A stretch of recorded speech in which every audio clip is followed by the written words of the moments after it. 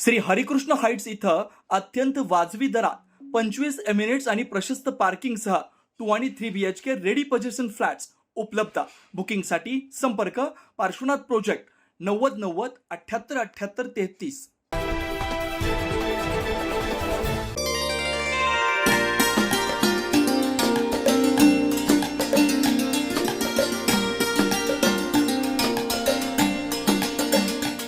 नाशिक इथं agro care कृषी मंच आयोजित महाराष्ट्र आयकॉन अवॉर्ड 2026 हा राज्यस्तरीय पुरस्कार वितरण सोहळा मोठ्या उत्साहात आणि दिमाखात संपन्न झाला आहे.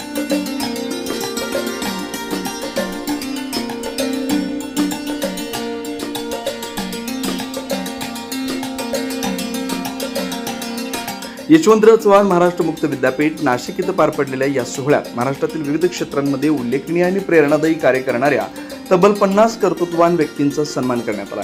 या कार्यक्रमाच्या अध्यक्षस्थानी यशवंतराव चव्हाण महाराष्ट्र मुक्त विद्यापीठाचे कुलगुरू माननीय प्राचार्य संजीव सोनवणे उपस्थित होते. तर भारत सरकार पुरस्कृत पद्मश्री पुरस्कार विजेते चैत्राम पवार हे प्रमुख पाहुणे म्हणून कार्यक्रमात सहभागी झाले होते. याशिवाय महाराष्ट्र शासन कृषी विभागाचे डॉक्टर कैलास मोते, जिल्हा अधीक्षक कृषी अधिकारी माननीय रवींद्र माने, ॲग्रो केअर कृषी मंचाचे संस्थापक भूषण निकम आणि संचालिका रोहिणी पाटील यांनी कार्यक्रमात उपस्थिती दर्शवली.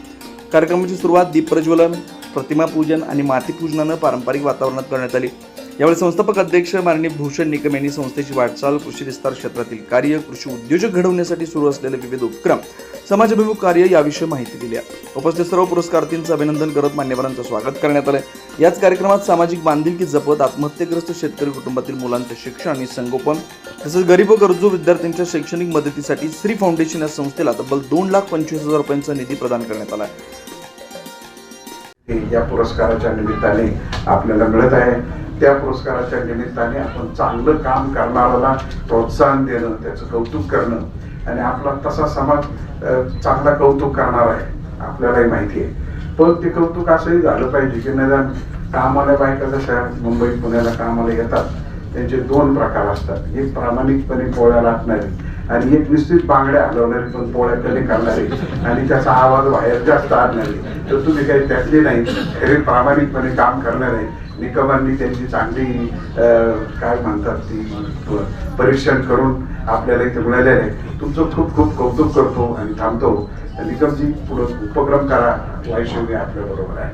धन्यवाद. ॲग्रो केअर ग्रुपचे माननीय भूषण निकम सरांनी हा जो पुरस्काराच्या निमित्ताने पूर्ण महाराष्ट्रातून ज्या चांगल्या चांगल्या शेतकरी कंपन्या, चांगल्या व्यक्ती यांना एकत्र केलं, हे खूप महत्त्वाची गोष्ट आहे. आपण असं म्हणूया की हे सगळं मिशन मोडमध्ये देशभरात कसं पसरेल यासाठी आपण सगळ्यांनी प्रयत्न केला पाहिजे. यांचं तर अभिनंदन केलंच पाहिजे.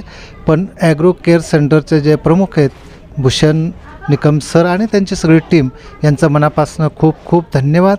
आणि अतिशय उत्स्फूर्त असं म्हणजे त्यांनी या ठिकाणी ॲग्रो केअर संस्थेने लाभार्थी निवड करण्यापासून सत्काराचा यथोचित कार्यक्रम केलेला आहे.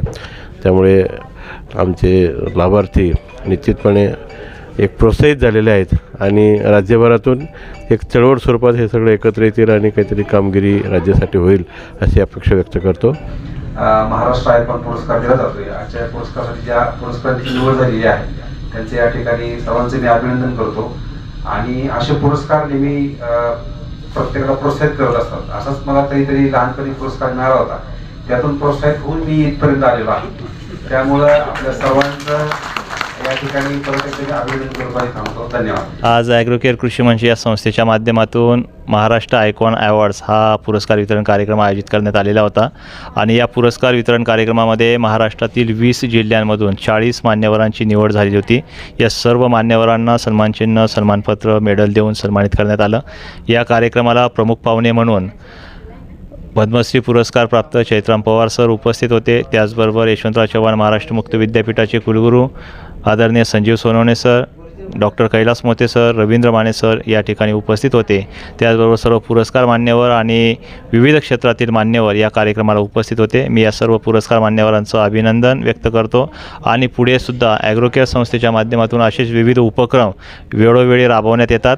आणि शेतकऱ्यांनी कृषी उद्योजक कसं व्हायला पाहिजे किंवा शेतकरी उद्योजक झाल्यानंतर त्यांना पुढे विपणनाची व्यवस्था असेल, वेगवेगळ्या व्यवसायांची अपॉर्च्युनिटी असेल, यासाठी आम्ही कृषीभूषण फेडरेशन आणि ॲग्रोकेअर संस्थेच्या माध्यमातून नियमित काम करतो आहे.